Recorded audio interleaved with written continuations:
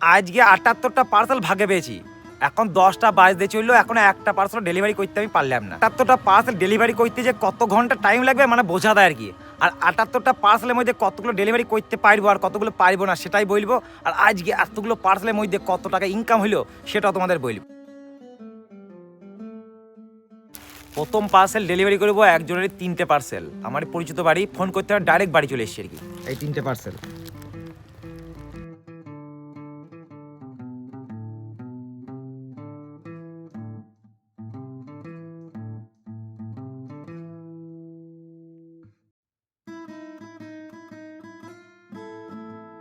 এখন এসছি নৈহাটি গ্রামে, একজনেরই 7টা পার্সেল। এই 7টা পার্সেল ডেলিভারি করবো, দিয়ে এখান থেকে টুক করে বেরিয়ে পড়বো। কাস্টমার বাড়িতে নাই, কাস্টমার বাড়ির লোককে পার্সেলটা দিয়ে দেবো আর কি।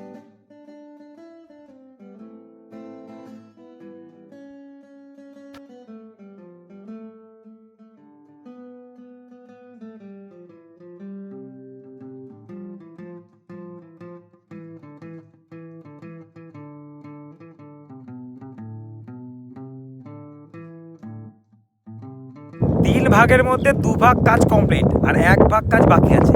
এইরও দাঁড়ালাম, এই বস্তার মালগুলো ওই ব্যাগের মধ্যে ভরবো আর এইরও একটু দাঁড়িয়ে জল খাবো, একটু ইউরিন স্যাক্রিফাইস করবো, দিয়ে এইরো থেকে বেরোবো।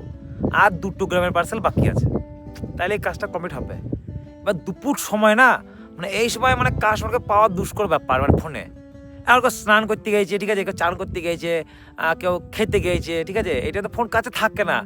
এইটা হচ্ছে ভাইটাল টাইম।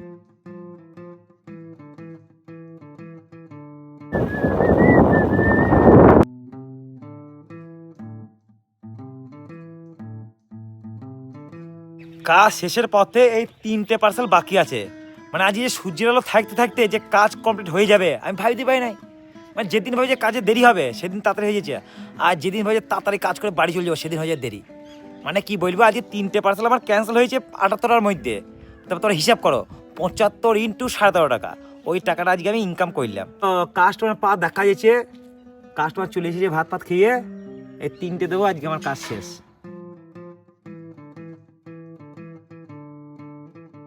কাজ হয়ে গেছে ঠিক আছে, সূর্য আলো থাকতে থাকতে, তো আমি যেখানে আছি এখান থেকে আমাদের অফিস প্রায় 13 কিলোমিটার রাস্তা। এইটা থেকে অফিস যাব নৌকা পেরিয়ে, তারপর ওখানে গিয়ে টাকা পয়সা জমা দেবো, ওইখান থেকে আবার বাড়ি যাব।